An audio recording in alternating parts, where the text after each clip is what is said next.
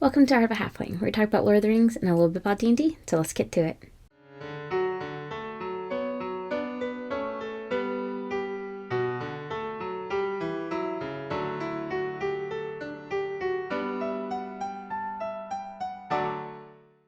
Today we're going over Chapter 7 of the Silmarils and the Unrest of the Noldor. So the chapter begins with Feanor deciding that he wants to find a way to make the trees unperishable and to see if he can put the light of the trees in gems.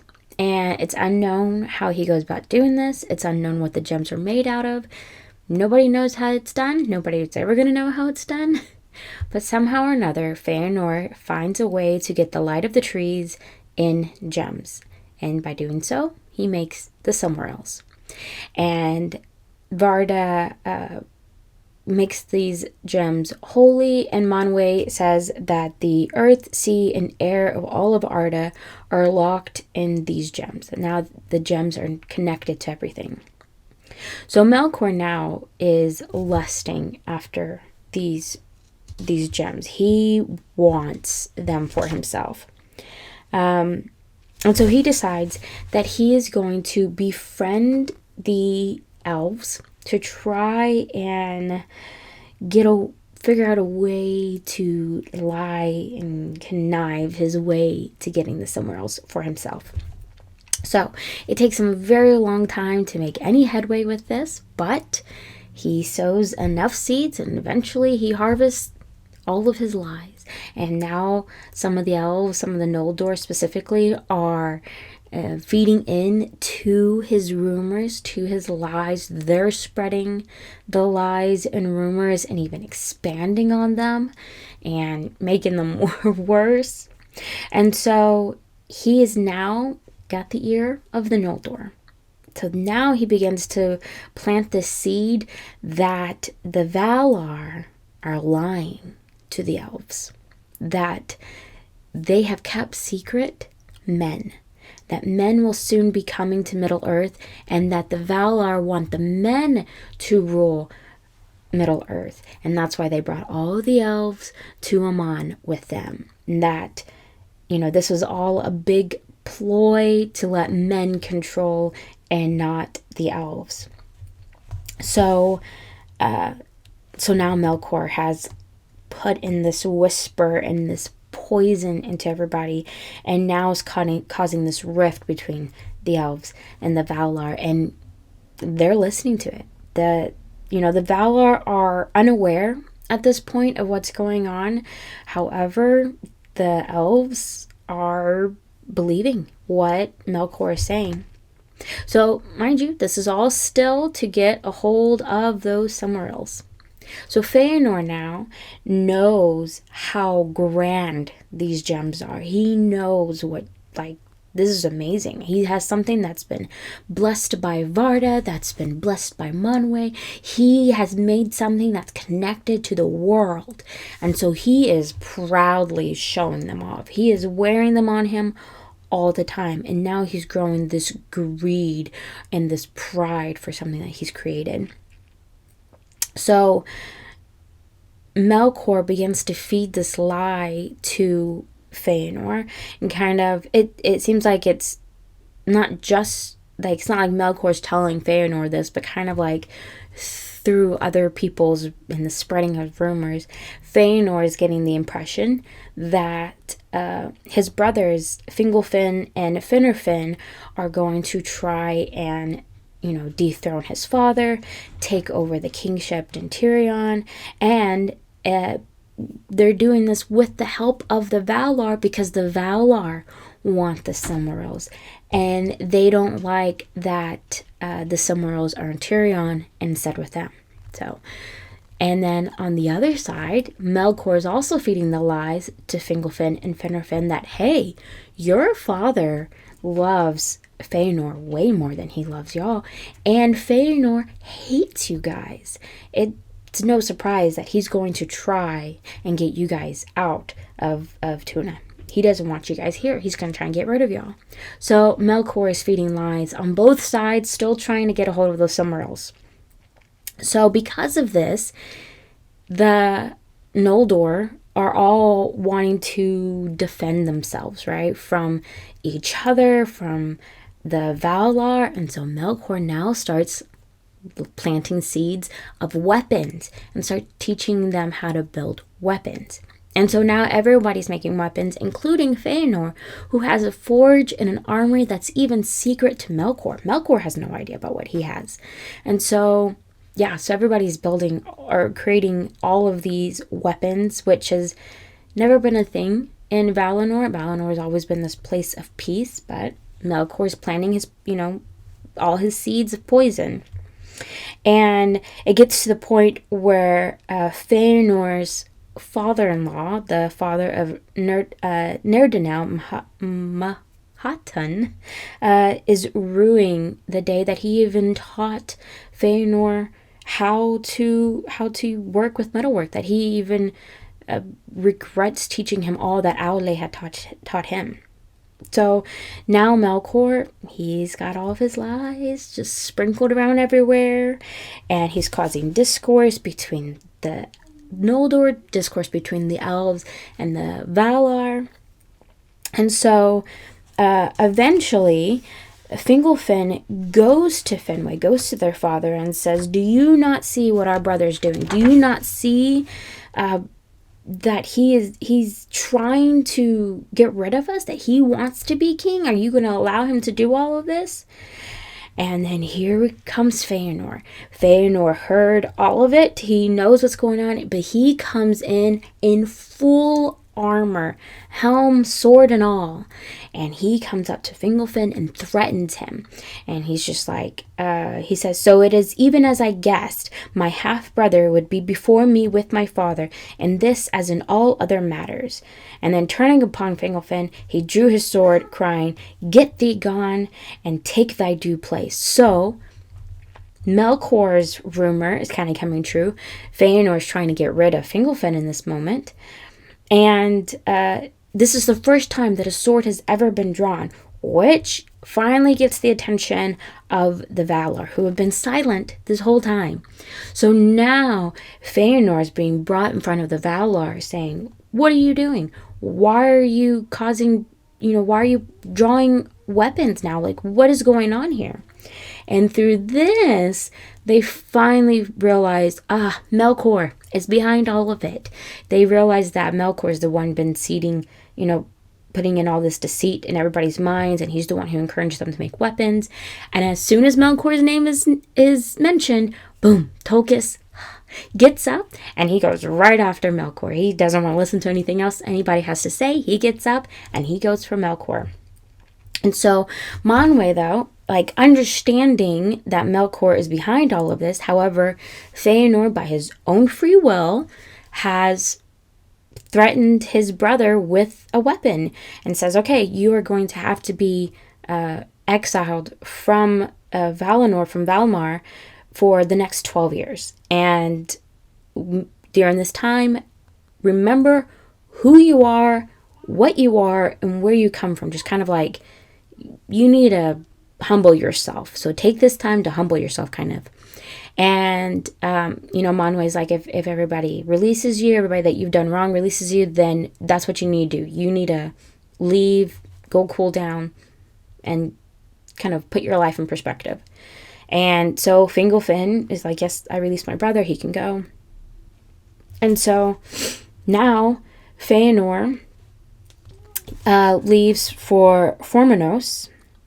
Yeah. And his father goes with him and all of his sons, which now, through Feanor's own actions, fulfills Melkor's rumor that, Fingolfin and Finarfin are going to try and get rid of Feanor and his father and get them out of Tuna. So, yeah. So Melkor is telling a lot of rumors, telling a lot of lies, and through everyone's own actions, it's like your own, it's like a self-fulfilled prophecy. Like, they got this idea that what Melkor was saying was true, and then through their own actions fulfilled the rumor that Melkor said was true, where if they were just a healthy, normal family and just communicated with one another, maybe those things wouldn't have happened. But I digress.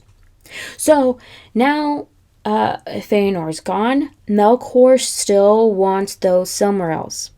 And he goes in hiding. Of course, Tolkis is coming after him. Melkor doesn't like Tolkis for good reasons. And so Melkor goes into hiding for a while. And Feanor and his father and his sons are all in exile for a while. But now, after some time, Melkor shows his face to Feanor and is like, hey, I think you and I can work together. We can, let everybody know what's really going on with the Valar. They're lying to everybody. You and I can aid everyone. And Feanor is kind of like, I don't really trust the Valar. I don't really trust Melkor either.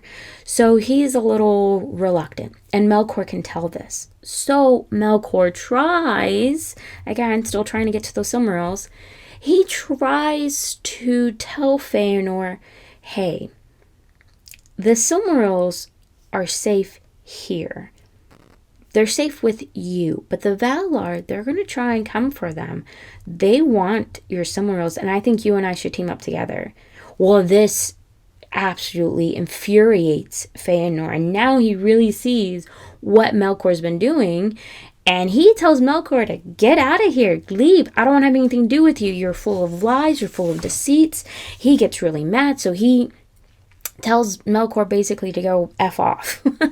And Finwë, though, his father, sees that Melkor's been here, and he kind of panics a little bit, so he sends a message to Valmar saying, hey, Melkor's here, somebody come get him. So, of course, they try, and, as soon as they get up to go and get Melkor, they're also getting word at that same moment that Melkor has been seen going through the Kalakira and has vanished. And so everybody's just like, oh my gosh. Okay. So he's gone for the time being.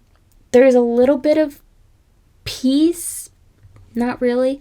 Everybody's still really unsure of what to do next, basically. Like, even though Melkor was lying, some of what he was lying about still was true, even if it was in a conniving way. So everybody's really unsettled. The Valar want to try and get rid of Melkor, but he's vanished.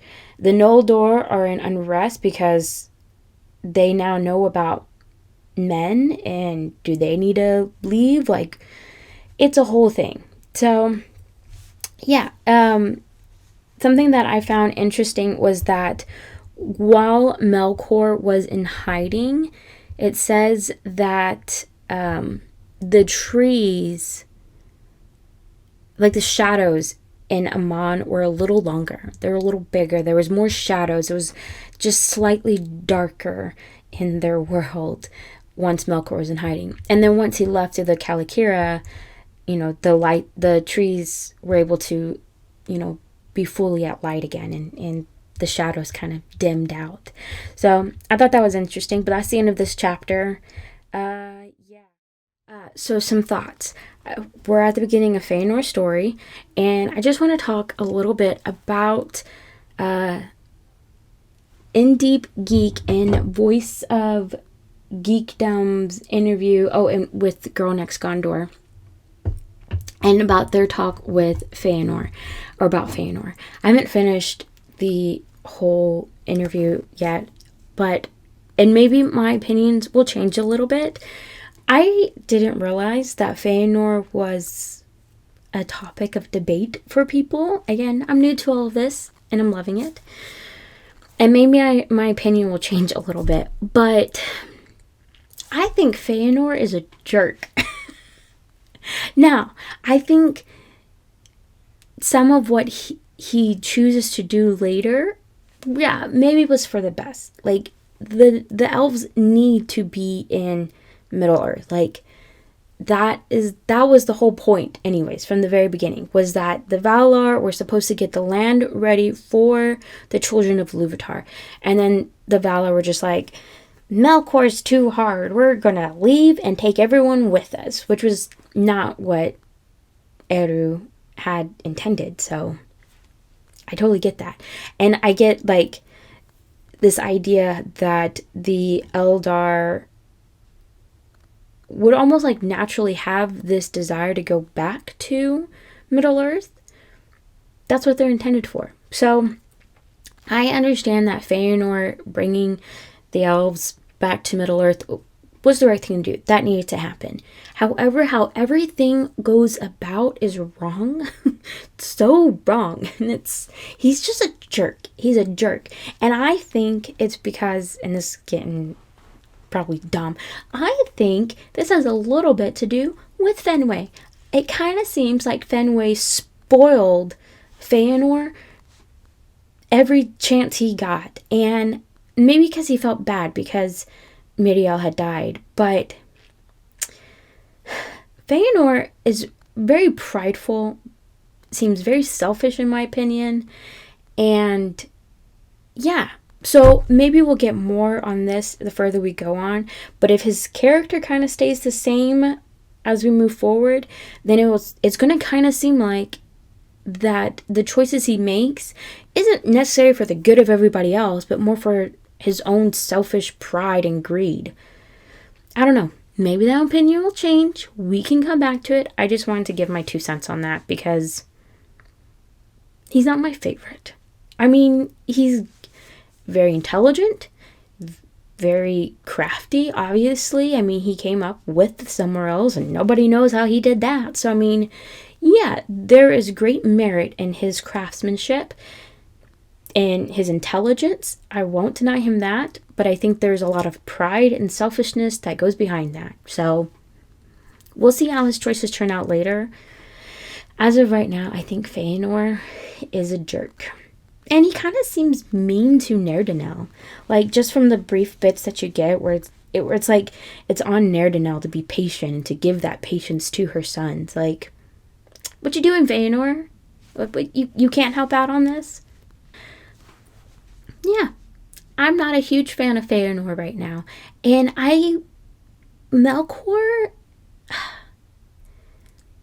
he had to have been good looking because, and maybe this is like a hindsight's 2020, reading from the narrative, but Melkor, like, how is anybody believing and trusting anything this guy is saying? That's also confusing to me. Like, there has to be a ton of naivete in this and people believing him. I don't know. It's dumb.